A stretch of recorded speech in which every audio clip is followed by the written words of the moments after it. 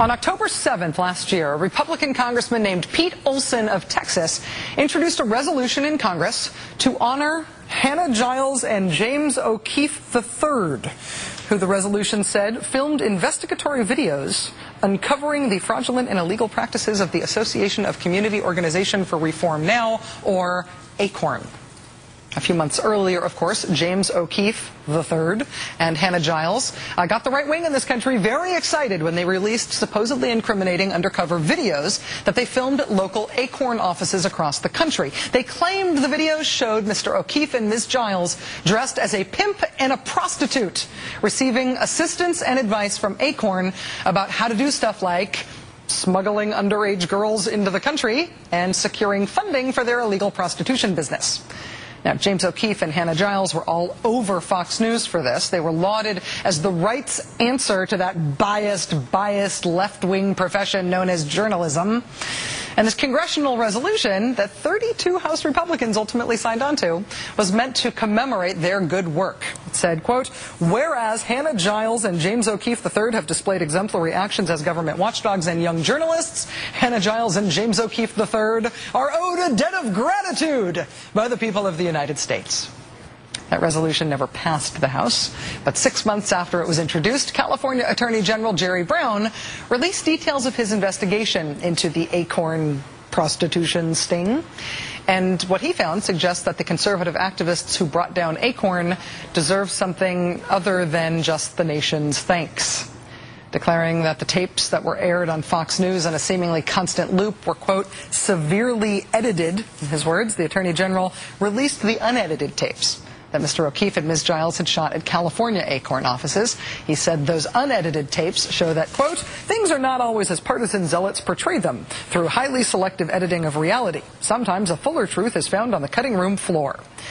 The thing that was supposed to be so shocking about this scandal in the first place was the accusation that Acorn employees willingly helped a pimp and a prostitute skirt the law, even though it was perfectly clear that they were a pimp and a prostitute.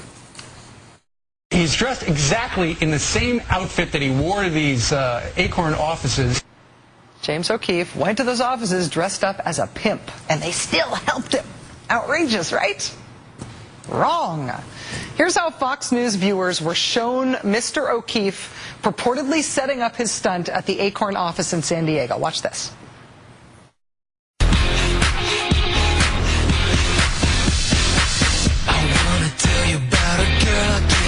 She was ridiculous, coming picturesque, yeah. Right, so the implication there is that Mr. O'Keefe walks into the Acorn office dressed in the fur and the hat and everything as a superfly, blaxploitation style 1970s pimp. But that is not actually what happened. Check out the unedited tape. This is the very end of that visit to the office in San Diego. Thanks, man. Okay, man. Nice to meet you. Nice to meet you. Now, wait a second here. You see that dress shirt? Whoa, the pinstripes there. You see that dress shirt that's visible as Mr. O'Keefe opens the door and exits the office? It's a dress shirt. What happened to the fur and the 1970s blaxploitation superfly outfit?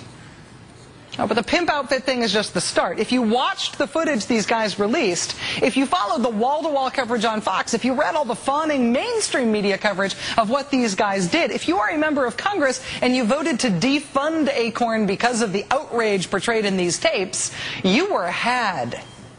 Consider this. During that same not-in-a-pimp-suit trip to Acorn's San Diego office, Mr. O'Keefe claimed that he caught an Acorn employee giving him advice on how to smuggle underage girls into the country. This is from the edited version of that trip that O'Keefe released and Fox News aired over and over and over again. Watch. Question. Would Acorn employee Juan Carlos consult his contacts in Mexico to find a way to help us smuggle the underage girls into the United States from Tijuana? What things do you need from me in terms of like the shipment information? Like what can I help you? What information would you further need, would help you in advice you would give me? The location. The location? Yeah.